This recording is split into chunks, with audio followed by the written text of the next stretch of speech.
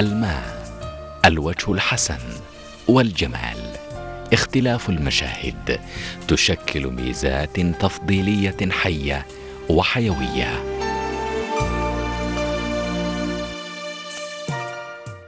النيل قاسم مشترك في مناحي الحسن والسياحة وراحة البال، فهو يجسد متعة الروح وطرب الوجدان وأساس الرونق والاحتفاء.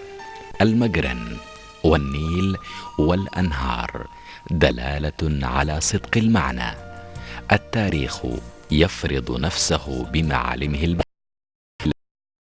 في الأهرامات، المعابد، مساكن الملوك، الدفوفات، البيوتات الأثرية التي تأخذك إلى حقب تليدة وأزمان تستغرقك في التأمل والفخر.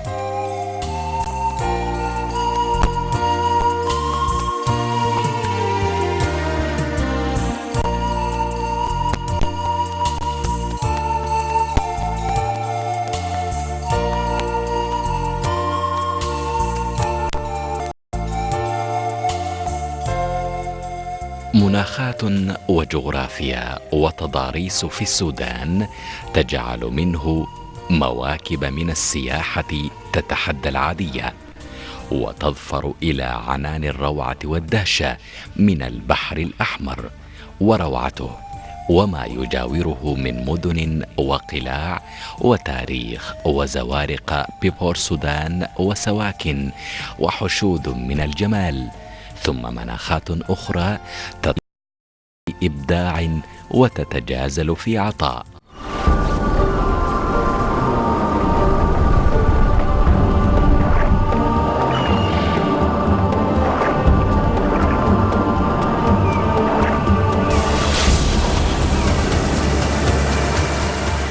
جزر مائية ومسطحات وخيرات تحت الماء وشعب مرجانية تفتح الباب حول الإمتاع البصري المحفز، فيما ذلك بقية المناخات في الغرب والجنوب والشمال مع مقومات كل منطقة وخصوصيتها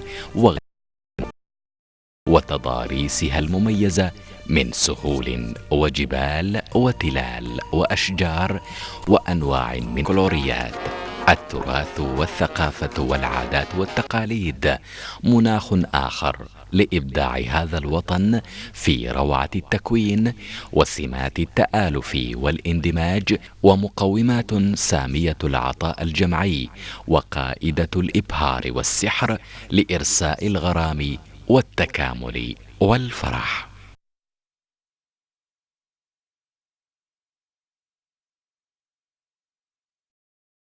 السودانية عبق تليد وملامح باهرة السمات وتباين يتبحر في معزوفة الألق والبناء، فكل المكونات البشرية الكثيرة في السودان تمتلك لها مقومات تميزها ومعالم تشكل خصوصية، مما يوسع مدار مفردات السياحة والجهود الجمالية المتواترة.